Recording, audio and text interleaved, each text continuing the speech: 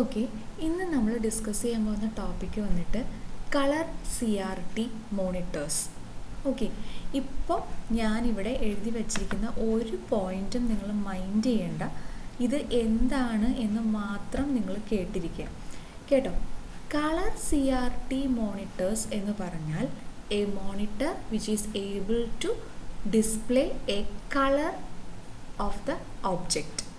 Okay, അതായത് പണ്ട് നിങ്ങൾക്കറിയാം, പണ്ട് നമുക്ക് ബ്ലാക്ക് ആൻഡ് വൈറ്റ് സ്ക്രീനായിരുന്നു. പിന്നെ അത് കഴിഞ്ഞിട്ട് നമ്മൾ കണ്ടിരിക്കുന്നത് കളേർഡ് ആയിട്ടുള്ള സ്ക്രീൻസ് മാത്രമാണ്. Okay, so colour CRT monitor എന്ന് പറഞ്ഞു കഴിഞ്ഞാൽ നമുക്ക് കളറായിട്ട് TV കാണാൻ പറ്റും. ഓക്കെ, സോ എങ്ങനെയാണ് ഒരു മോണിറ്ററിൽ കളർ കാണാൻ പറ്റുന്നത് ഓക്കെ എന്ന് ചോദിച്ചാൽ, ഈ ഒരു പോയിന്റ് നിങ്ങളൊന്ന് ഓർത്ത് വയ്ക്കുക. നമ്മളവിടെ കോമ്പിനേഷൻ ഓഫ് ഫോസ്ഫറസ് യൂസ് ചെയ്യും. അത്രേ, കോമ്പിനേഷൻ ഓഫ് ഫോസ്ഫറസ് അതെന്താണ്, എങ്ങനെയാണ്, എല്ലാം നമ്മൾ പറയും. ഓക്കെ, ഇപ്പോൾ ജസ്റ്റ് കേട്ടാൽ മതി കളർ പ്രൊഡ്യൂസ് ചെയ്യുന്നത് കോമ്പിനേഷൻ ഓഫ് ഫോസ്ഫറസ് ആണ് എന്ന് മാത്രം. ഓക്കെ, ഇനി അത് വിട്ടുകളഞ്ഞേക്ക് ഈ ഒരു ഭാഗത്തേക്ക് വരൂ. കളർ CRT മോണിറ്റേഴ്സിൽ കളർ പ്രൊഡ്യൂസ് ചെയ്യാൻ സാധാരണ നമ്മൾ യൂസ് ചെയ്യുന്ന രണ്ട് ടെക്നിക്സ് ആണ്. First one beam penetration method and second one shadow mask method. Okay, shadow mask മെത്തേഡിൽ നമ്മൾ എഗെയിൻ വേറെ രണ്ട് ടെക്നിക്സ് ആണ് യൂസ് ചെയ്യുന്നത്. ഒന്നുകിൽ ഡെൽറ്റ മെത്തേഡ് എന്ന് പറയുന്ന ഒരു മെത്തേഡ് ഓപ്റ്റ് ചെയ്യാം, അല്ലെങ്കിൽ ഇൻലൈൻ മെത്തേഡ് എന്ന് പറയുന്ന ഒരു മെത്തേഡ് യൂസ് ചെയ്തിട്ട് കളറ് ജനറേറ്റ് ചെയ്യാം. ഓക്കെ, ഇപ്പം നിങ്ങളിതൊന്നും മനസ്സിലോട്ട് അങ്ങ് കയറ്റണ്ട, ജസ്റ്റ് ഇതൊന്നും മാത്രം വിചാരിക്കുക. കളർ ജനറേറ്റ് ചെയ്യാൻ രണ്ട് ടെക്നിക്സ് ഉണ്ട്, ബീം പെനട്രേഷൻ മെത്തേഡും ഷാഡോ മാസ്ക് മെത്തേഡും. ഓക്കെ, നമ്മൾ പറയാൻ പോവുകയാണ് എന്താണ് beam penetration method. Okay, so beam penetration method എന്താണെന്ന് ചോദിച്ചാൽ നിങ്ങൾ ഈ സ്ലൈഡിലേക്ക് ഒന്നും നോക്കണ്ട, എന്താണെന്ന് ഞാൻ പറഞ്ഞു തന്നോളാം. ഓക്കെ, സോ ഇവിടെ നോക്കിക്കേ, ബീം പെനട്രേഷൻ മെത്തേഡിൽ ഇതെന്താ ഈ കാണുന്ന സംഭവം എന്താണ്? ഇതൊരു നോർമൽ CRTയുടെ സ്ട്രക്ചറാണല്ലേ. ഇതാ നോക്കിക്കേ, ഇവിടെ ഒരു ബേസ് ഉണ്ട്, ഇതാ ഇലക്ട്രോൺ ഗണ്ണിനെ ഫിക്സ് ചെയ്തിട്ടുണ്ട്, അത് ഇലക്ട്രോൺ ബീമിനെ പ്രൊഡ്യൂസ് ചെയ്യുന്നു, അത് ചെന്ന് നേരെ ഫോസ്ഫർ കോട്ടഡ് സ്ക്രീനിൽ വീഴുന്നു. ഓക്കെ, ശരി, ഇനി ശ്രദ്ധിച്ചോ, എന്താണ് ഇതിൻ്റെ പരിപാടി എന്നാണ് പറയുന്നത്. ഫസ്റ്റ് പോയിന്റ് ഞാൻ പറഞ്ഞു, ഇതിനകത്ത് കോമ്പിനേഷൻ ഓഫ് ഫോസ്ഫറസ് ആണ് യൂസ് ചെയ്യുന്നതെന്നാണ് ഞാൻ ഫസ്റ്റ് പോയിന്റ് പറഞ്ഞത്. ഇതാ നിങ്ങളൊന്ന് നോക്കിക്കേ, ഇതാണ് നമ്മളുടെ CRTയുടെ സ്ക്രീൻ എന്ന് പറയുന്നത്. ഓക്കെ, ഈ സ്ക്രീനിൽ രണ്ട് ലെയറായിട്ടാണ് ഫോസ്ഫറസ് അപ്ലൈ ചെയ്തിരിക്കുന്നത്. ഓക്കെ, രണ്ട് ലെയറായിട്ട്. ഇതാ നോക്കിക്കേ, ഈ ഇലക്ട്രോൺ ഗണ്ണിനെ ബേസ് ചെയ്തിട്ടാണ് നമ്മൾ പറയുന്നത്.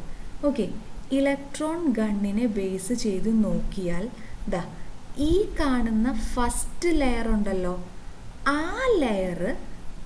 ലെയറിനെ നമ്മൾ പറയും ഔട്ടർ ലെയർ എന്ന് പറയും. ഈ ഔട്ടർ ലെയറിൽ റെഡ് കളർ ഫോസ്ഫറസ് കോട്ട് ചെയ്ത് വയ്ക്കും. എന്നിട്ട് അടുത്ത ലെയർ, ദാറ്റ് ഈസ് ഇതിൻ്റെ ഇന്നർ ലെയർ എന്ന് പറയുന്നത്, വേറെ ഒരു phosphorus, that is green colour phosphorus വെച്ചിട്ട് കോട്ട് ചെയ്യും. മനസ്സിലായോ പറഞ്ഞത്? അതായത് ഇവിടെ സ്ക്രീനിൽ രണ്ട് ലെയർ ഓഫ് ഫോസ്ഫറസ് ആണ് അപ്ലൈ ചെയ്യുന്നത്. മനസ്സിലാവുന്നോ? ഈ ഔട്ടർ പോർഷനിൽ വരുന്ന ഫോസ്ഫറസ് എന്ന് പറയുന്നത് റെഡ് കളറായിരിക്കും. ഇതിൻ്റെ ഇന്നർ പോർഷനായിട്ട് വരുന്ന സ്ക്രീനിൽ വരുന്ന ഭാഗത്ത് നമ്മൾ ഗ്രീൻ കളറിലുള്ള ഫോസ്ഫറസ് ആയിരിക്കും നമ്മൾ അപ്ലൈ ചെയ്യുന്നത്. മനസ്സിലാവുന്നോ? ഇപ്പോൾ നിങ്ങൾ ചോദിക്കും, മിസ് ഇത് എന്തുട്ടായി പറയണേ, ഇതെങ്ങനെയാണ് ഔട്ടർ ആവണേ, ഇതെങ്ങനെയാണ് ഇന്നർ ആവണേ എന്നായിരിക്കും ഇപ്പം നിങ്ങൾ ചോദിക്കാൻ പോണത്. ഓക്കെ, നിങ്ങൾ ഈ ഇലക്ട്രോൺ ഗണ്ണിനെ ബേസ് ചെയ്ത് മാത്രം നോക്കുക. ഇലക്ട്രോൺ ഗണ്ണിനെ ബേസ് ചെയ്താൽ ഇത് ഔട്ടർ പോർഷനും ഇത് ഇന്നർ പോർഷനും അല്ലേ? അത് വെച്ചിട്ടാണ് പറയുന്നത്, അല്ലാതെ നിങ്ങൾ ചിന്തിക്കരുത്. ഓക്കെ, ദെൻ നമ്മൾ പറയുകയാണ് എങ്ങനെയാണ് ഇത് കളറിനെ ജനറേറ്റ് ചെയ്യുന്നതെന്നാണ് പറയുന്നത്. ഓക്കെ, നമുക്കറിയാം ഈ ഇലക്ട്രോൺ ഗണ്ണാണല്ലോ ഇലക്ട്രോൺ ബീമിനെ പ്രൊഡ്യൂസ് ചെയ്യുന്നത്. ഓക്കെ, നിങ്ങൾ വിചാരിക്കുക ഈ ഇലക്ട്രോൺ ബീമിൻ്റെ ഇൻറ്റൻസിറ്റി എന്ന് പറയുന്നത് കുറവാണെന്ന് വിചാരിക്കുക.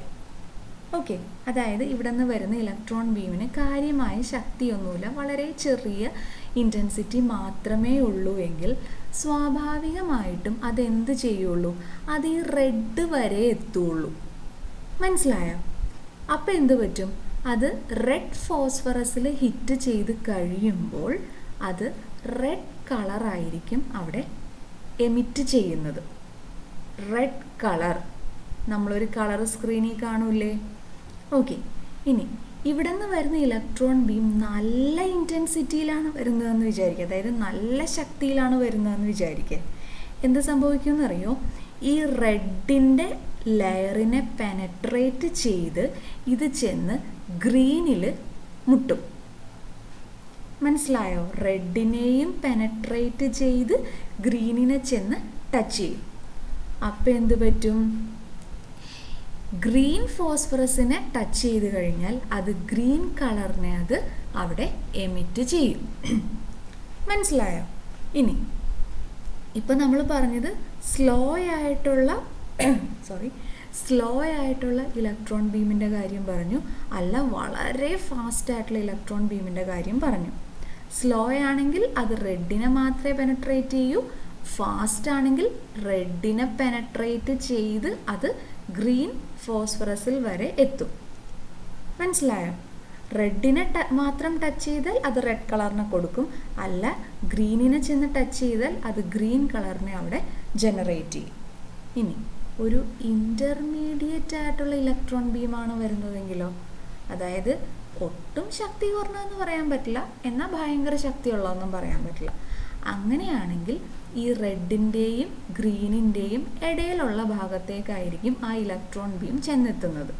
സോ ദാറ്റ് ഈ റെഡിൻ്റെയും ഗ്രീനിൻ്റെയും ഒരു ഇൻ്റർമീഡിയറ്റ് ആയിട്ടുള്ള കളറിനെ ആയിരിക്കും അത് ജനറേറ്റ് ചെയ്യാനായിട്ട് പോകുന്നത്. ഓക്കെ, അപ്പോൾ നമുക്ക് സ്ക്രീനിൽ കളേഴ്സ് കാണാൻ പറ്റിയില്ലേ?